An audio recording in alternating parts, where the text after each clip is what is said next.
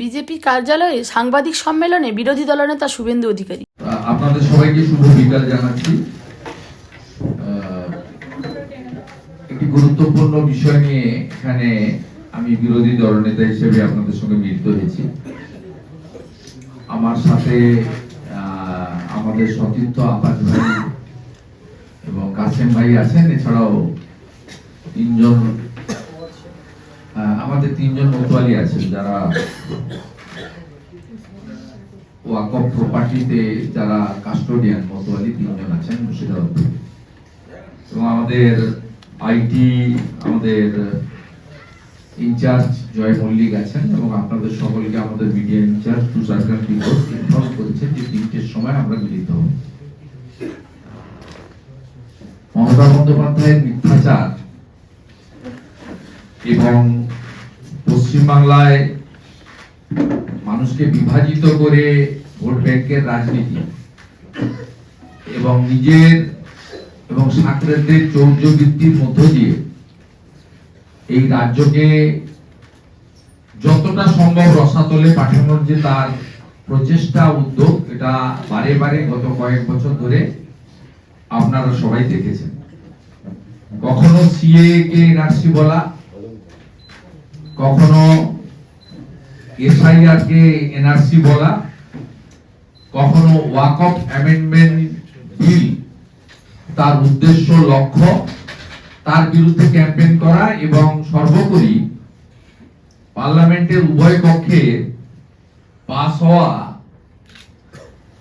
Voter সংখ্যাধিক্যের ভিত্তিতে রাষ্ট্রপতি মহোদয়ার অনুমোদিত আইনে রূপান্তরিত হওয়া রুলকে পশ্চিমবাংলায় বিভ্রান্তি করার মধ্য দিয়ে তিনি বারে বারে তার মিথ্যাচার প্রমাণ হয়েছে। এবং সর্বশেষ মিথ্যাচার হলো কোচবিহারে দাঁড়িয়ে তিনি বলেছেন যে তার কয়েকদিন আগেও আবার একটি সভাতে তিনি গেছিলেন, সেখানে দাঁড়িয়ে বলেছেন যে আমি কোন ধর্মীয় প্রপার্টি দখল করতে দেব না। এর আগে বলেছিলেন আইন কার্যকর করতে দেব না, এখন বলছেন দখল বা বিহাত করতে দেব না। কারণ উনি মনে করছেন যে উনি চিরদিন এখানে থাকবেন, কিন্তু তিনি কত বড় সর্বনাশটা করেছেন আমি আপনাদেরকে তার সুনির্দিষ্ট তথ্য কাগজ ডকুমেন্ট প্রথমে বলে নিচ্ছি। এবং আমার সঙ্গে তিনজন ওয়াকফ প্রপার্টির যারা কাস্টোডিয়ান মতোয়ালি এসেছেন মুর্শিদাবাদ থেকে, অনেকেই আসতে চেয়েছিলেন। আমরা সিম্বলিক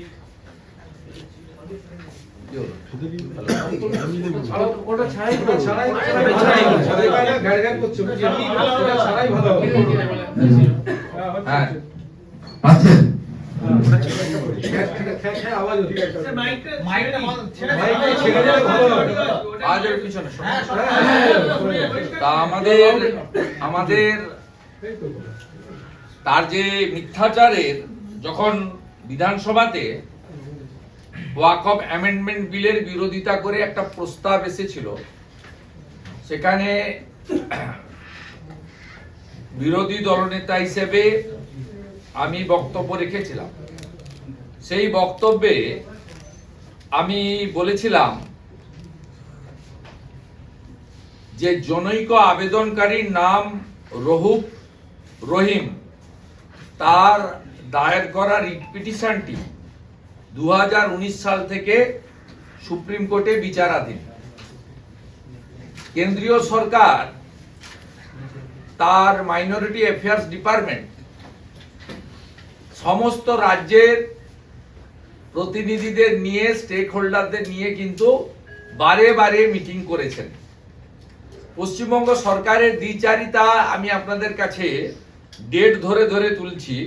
পশ্চিমবঙ্গ রাজ্যের প্রতিনিধি সংখ্যালঘু কল্যাণ দপ্তরের অতিরিক্ত সচিব জনাব এম এনাউর রহমান, সিও জনাব মোহাম্মদ আহসান আলী, লখনউতে 24/7/2023, দিল্লিতে 7/11/2023, এই দুটি মিটিংয়ে তারা অ্যাটেন্ড করেছেন এবং এই দুইটি মিটিংয়ে যে নোটস, মিনিটের যে রেজুলিউশন, তাতে একটা আপত্তি নেই, একটা বক্তব্য নেই। মোট এই সংক্রান্ত মিটিং হয়েছে 4টে। পশ্চিমবঙ্গ সরকার প্রতিনিধিত্ব করেছে দুটো মিটিংয়ে, এনাউর রহমান এবং মোহাম্মদ আহসান আলী, আর দুটোতে পশ্চিমবঙ্গ সরকার প্রতিনিধিত্ব পাঠাননি। আর যে দুটো মিটিংয়ে প্রতিনিধিত্ব পাঠিয়েছিলেন সেই মিটিংয়ে তারা কোনো বক্তব্য, আপত্তি নথিভুক্ত করেননি। এটা গেল এদের যে দ্বিচারিতা, ভণ্ডামি মমতা বন্দ্যোপাধ্যায়, এবং মুসলিম ভোট নিয়েই কার্যত উনি ক্ষমতায় আছেন। মুসলিমদেরকে বিভ্রান্ত করা, ওয়াকফ প্রপার্টি নিয়ে মিথ্যাচার করা, অথচ যেখানে বলার জায়গা সেখানে তার সরকার কোনোভাবে আপত্তি, বক্তব্য নথিভুক্ত করেননি। এরপরে আপনারা জানেন যে তিনি মিছিল মিটিং করেছেন, তার লোকেরা মিছিল মিটিং করেছে।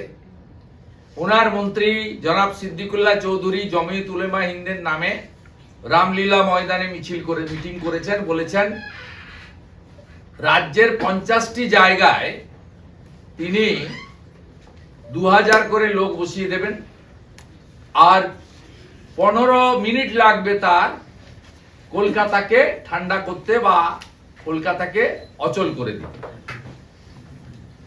এরপরে রানী রাসমণি রোডে তৃণমূল কংগ্রেস সংখ্যালঘু সেলের ব্যানারে একটি সভা হয়। সেখানে তৃণমূল কংগ্রেসের নেতারা, ওই যার হাতে কাঁচ না গ্লাস না কি ভেঙেছিল, তিনি বলেন যখন যে যেখানে দাঁড়িয়ে প্রার্থনা করবে সেই জায়গাটাই ওয়াকফ প্রপার্টি হয়ে যাবে। তা আপনারা দেখিয়েছেন। ও সেখানে জনাব ফিরহাদ হাকিম থেকে শুরু করে কত বড় বড় ডায়লগ, গরম গরম ডায়লগ। তার ফলশ্রুতিতে কি হয়েছে? মোথাবাড়িতে সাম্প্রদায়িক হিংসা হয়েছে, 68টা দোকান লুট হয়েছে। তার ফলশ্রুতিতে কি হয়েছে? ধুলিয়ান শামশেরগঞ্জ, সেখানে আগুন জ্বলেছে, 10টা হিন্দু প্রধান গ্রাম, সর্বস্ব লুট হয়েছে, হরগোবিন্দ দাস, চন্দন দাস খুন হয়েছে। এবং ভারতবর্ষের মধ্যে স্বাধীনতার পরে ভারতবাসীর পলায়ন লোক দেখেছে, মূলত হিন্দুদের পলায়ন লোক দেখেছে বৈষ্ণবনগরে। এই ফলাফল এইসব হওয়ার পরে মুখ্যমন্ত্রী মুর্শিদাবাদে যান। সেখানে তিনি বলেন যে ওয়াকফ অ্যামেন্ডমেন্ট বিল আমরা পশ্চিমবঙ্গে কার্যকর করতে দেব না। দিল্লির সরকার এনেছে, বিজেপি এনেছে, যান দিল্লিতে গিয়ে আন্দোলন করুন, এখানে কোনো আন্দোলন হবে না। এবং তিনি বলেন এখানে আন্দোলন করলে আমার থেকে বড় শত্রু কেউ হবে না। গরম গরম ডায়লগ, কারণ তিনি প্যাঁচে পড়েছিলেন ধুলিয়ান শামশেরগঞ্জের পরে। হাইকোর্টের ডিভিশন বেঞ্চের ইন্টারফারেন্স, সেন্ট্রাল প্যারামিলিটারি ফোর্সের ডিপ্লয়মেন্ট এবং এনআইএ তদন্ত চেয়ে পরিবারগুলো যখন গেছে, তিনি তখন বুঝেছেন উনার দুর্নীতিগ্রস্ত নেতারা, যারা ধর্ম এবং সম্প্রদায়কে ব্যবহার করে ভোটে জেতেন, মূলত মুসলিমদের ভোটে মিথ্যাচার করে, বিজেপিকে হিন্দুদের পার্টি বলে তকমা লাগিয়ে দিয়ে, সেই লোকেরা বিপদে পড়বে এনআইএ হলে, তাই তিনি ওখানে গিয়ে গরম গরম ভাষণ দিয়ে বলেন দিল্লি চলে যান। এবং মুখ্যমন্ত্রী এই ধমকের পরে তথাকথিত তৃণমূলের মুসলিম নেতারা তারা বলেন যে এখানে আর আন্দোলন হবে না, মুখ্যমন্ত্রী তো বলেছেন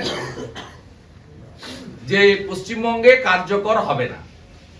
অতএব পশ্চিমবঙ্গের মালিক যখন বলেছেন কার্যকর হবে না, তাহলে আমাদের আর এখানে আন্দোলন করার দরকার নেই। এবং এখানে তাদের প্রতিবাদ বা আন্দোলন কর্মসূচি করতে পারেনি বা করেনি বা সাহস করেনি, বা পুলিশের চাপ বলুন, যাই বলুন, বা মমতা ব্যানার্জির প্রতি অগাধ প্রেম, ভালোবাসা, ভক্তি, শ্রদ্ধা এবং আস্থার জন্য তারা সবাই সাইলেন্ট হয়ে যায়।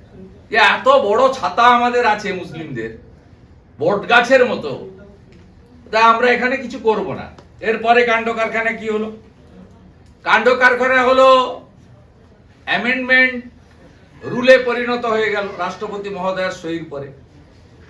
গোটা ভারতবর্ষে কেরালা সিপিএম রুল গভর্নমেন্ট, বিরাট সংখ্যক মুসলিম আছে, ওয়াকফ প্রপার্টি আছে।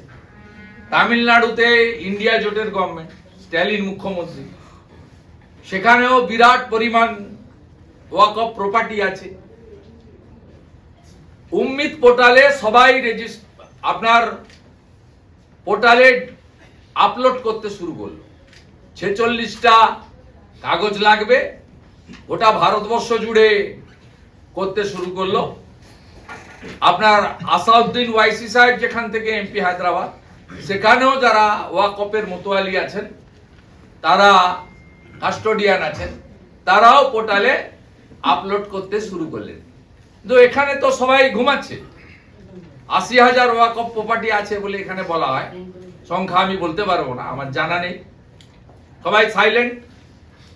আমি আপনাদেরকে পরপর 3টে চিঠি পাওয়ার পয়েন্ট প্রেজেন্টেশনে দেখাচ্ছি। প্রথম চিঠি ভারত সরকারের মাইনরিটি অ্যাফেয়ার্স মিনিস্ট্রির সচিব সব রাজ্যের এই দপ্তরকে লিখলেন। তার মধ্যে পশ্চিমবঙ্গ আছে অক্টোবর মাসের সম্ভবত 18 তারিখ, তাই তো? এই চিঠিটা প্রথম দেখা। সর্বনাশটা কিভাবে করেছে, যারা আপনারা ভোট দিয়ে ওনাকে মুখ্যমন্ত্রী করেছেন, দেখুন উত্তর দিন এবারে। 27 অক্টোবর 2025 এই চিঠিটা দেখুন। এই চিঠিতে কি বলছে? বলছে উম্মিদ সেন্ট্রাল পোর্টাল 2025, এখানে করুন, এবার রেফারেন্স দিচ্ছে 13/10/2025 এর একটা অ্যানেক্সার, তার রেফারেন্স দিয়ে বলছেন। দেখলেন? এরপরে সব রাজ্য তড়িৎ গতিতে এগাতে শুরু করলো। এটা হচ্ছে 27/10 চিঠি, এটা সচিবের চিঠি হলো। দ্বিতীয় দেখুন, সংশ্লিষ্ট মন্ত্রী কিরণ রিজিজু, তিনি ডিয়ার চিফ মিনিস্টার্স, তাদের বলছেন entry made by the maker 30/8/2025, verified by the checker 15/10/2025, approved by the approver 15/12/2025।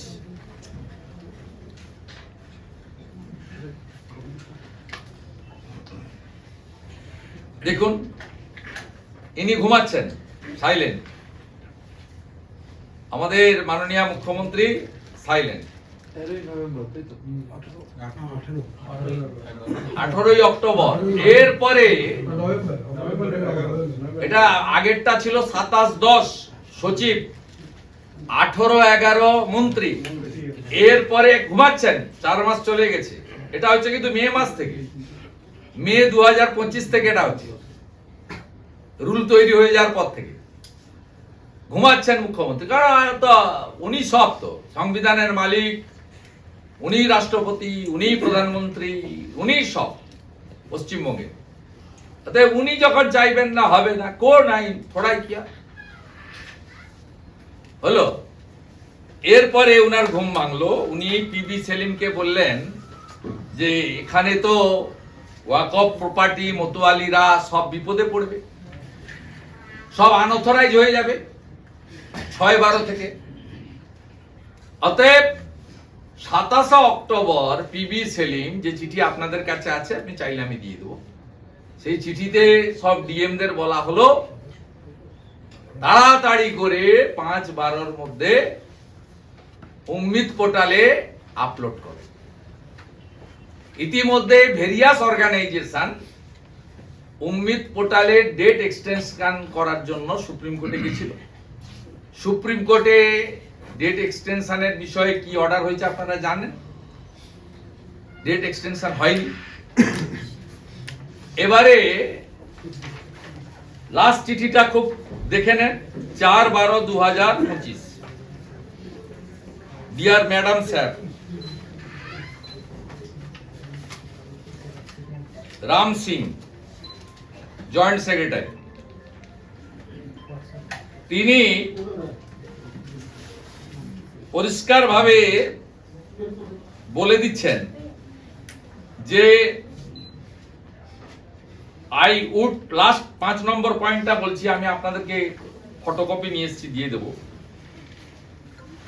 I would therefore urge you to personally review the progress in your state/UT and issue necessary instruction to the official of concerned department and Waqf board to ensure that the entire exercise is completed within the stipulated time frame, as uploading of the existing Waqf details on Ummid Central Portal shall be closed on 6/12/2025, 23:59 রাত্রি 12, তার আগে 1 minute আগে।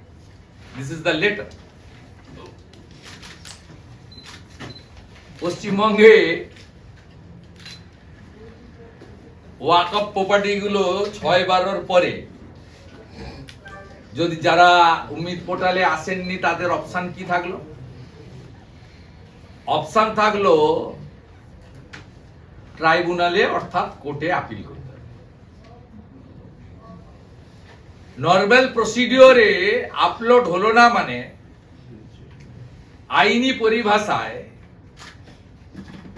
যে উদ্দেশ্য নিয়ে আইন, যে পুরো ভারতবর্ষের ওয়াকফ প্রপার্টিটাকে একটা নথিভুক্তকরণের মাধ্যমে নিবন্ধীকৃত করার মধ্য দিয়ে একটা সিস্টেমের মধ্যে আনা, এবং বিশেষ করে অনাথ, অসহায়, বিধবা, মুসলিম মহিলা এবং অনাথ শিশু, কন্যা, পুত্র, এতিম যাদের বলা হয়, তাদের প্রপারলি যাতে হয়। যে সমস্ত তৃণমূলের নেতারা একরের পর একর, 100 একরের পর একর ওয়াকফ প্রপার্টি দখল করে বসে আছেন, কলকাতাতে মাল্টি স্টোরেড বিল্ডিং করার জন্য মাল খেয়ে টাকা নিয়ে, সুটকেস নিয়ে দিয়ে দিচ্ছেন, এগুলো সব বন্ধ হয়ে যাবে। সে তো বিলের উদ্দেশ্য ছিল। কিন্তু পশ্চিমবঙ্গের ওয়াকফ প্রপার্টি 6/12 পরে যারা 46টা ডকুমেন্টস দিয়ে যারা নথিভুক্ত করতে পারলো না, তাদেরকে এবারে লিগ্যাল ব্যাটেলে যেতে হবে। এর জন্য দায়ী কে? মুসলমানদের ভোটে নির্বাচিত তৃণমূল কংগ্রেস সরকার, তার মুখ্যমন্ত্রী। যে মুখ্যমন্ত্রী 2021 সালে শতকরা 92% পোল মুসলিম ভোটের পেয়েছিলেন, যে মুখ্যমন্ত্রী বা তার দল 2024-এর লোকসভা ভোটে পোল মুসলিম ভোটের 91% পেয়েছিলেন,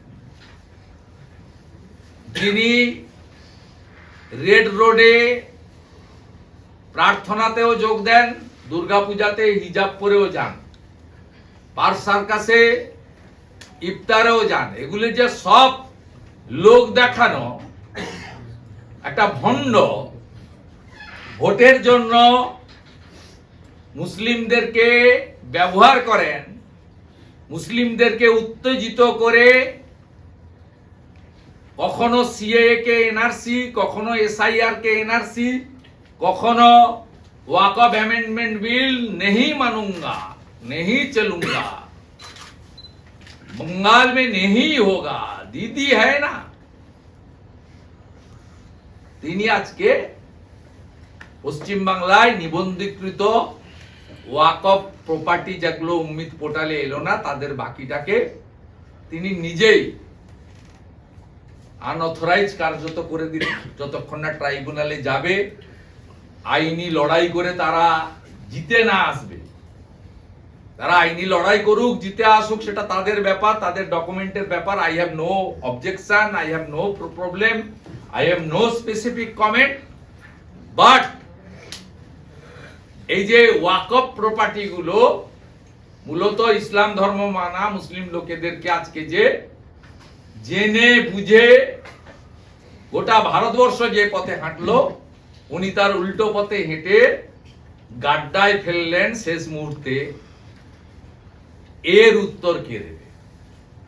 আমি চাই আমার এই প্রেস কনফারেন্সের পাল্টা প্রেস কনফারেন্স জনাব সিদ্দিকুল্লাহ চৌধুরী, জনাব ফিরাদ হাকিম, জনাব আবু তাহের, জনাব গোলাম মোহাম্মদ রব্বানী, জনাব খলিলুর রহমান, এরা একটা বড় করে প্রেস কনফারেন্স করুন, ইনক্লুডিং ওয়াকফ বোর্ডের পশ্চিমবঙ্গের চেয়ারম্যান এবং এনাউর সাহেব আর আহসান আলী। 4টে মিটিং এর মধ্যে 2টো মিটিং এ গেছেন, 2টোতে যাননি, আর 2টো মিটিং এ গিয়েও চা কফি খেয়ে সাইলেন্ট ছিলেন। 2019 সাল থেকে কেন করেছেন? শুধুমাত্র ভোট রাজনীতির জন্য কিনা এই প্রশ্ন বিরোধী দলের নেতা শুভেন্দু অধিকারী করছেন।